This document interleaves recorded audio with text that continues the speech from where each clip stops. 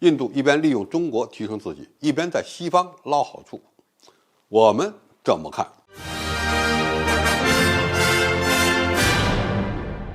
观众朋友，大家好，我是付前少。在中国所有的邻国之中，印度是一个非常特殊的存在。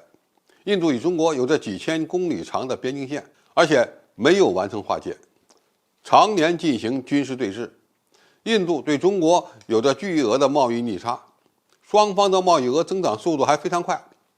美国把印度看成是离岸制衡中国的最重要力量之一，甚至呢是国际供应链从中国转移出来的主要目的地。如果仅从经济发展的角度来看，印度并不算是一个成功的国家。但是印度人有印度人的骄傲，印度不但是全球人口规模最大的国家，印度的崛起也可能成为除了中国之外改变未来地缘政治的最大变量。所以印度如何看待中国，我们中国也需要关注一下。今天我们就有必要分析一下印度某独立杂志的态度。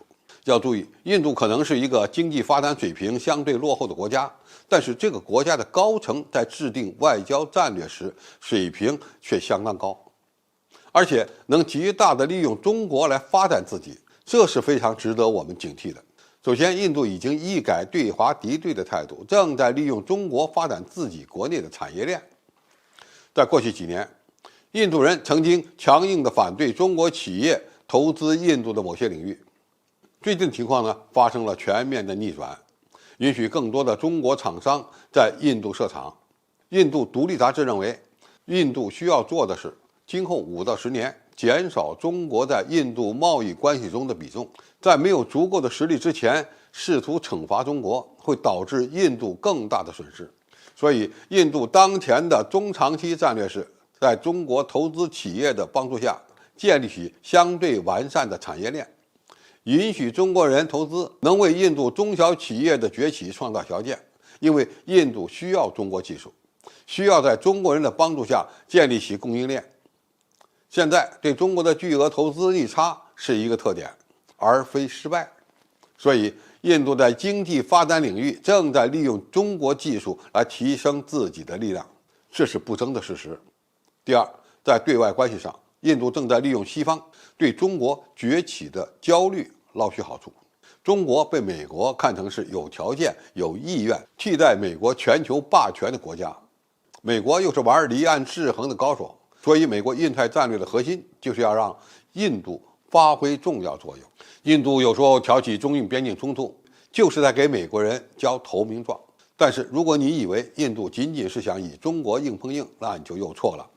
印度对付中国的态度有时候强硬，有时候缓和，其实是以利用中国从美国那边捞好处密切相关的。只要美国把中国列为主要竞争对手，印度就可以从美国那边获得先进技术。印军从俄罗斯那里买 S-400防空导弹，就可以不被美国制裁。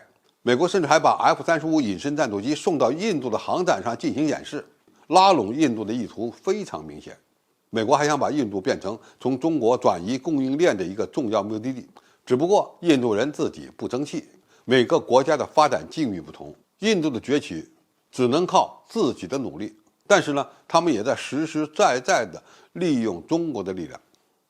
中国越强大，西方国家就越依赖于印度来制衡中国，而印度呢，也正在利用这样的特殊条件来发展自己。甚至利用中国企业对印度的投资，发展自己的产业供应链。中国对此会怎么看呢？其实我们从来不把印度当成对手，印度如何利用中国那是印度自己的事儿。只要印度能与中国进一步开展经济合作，对中国就是有利的。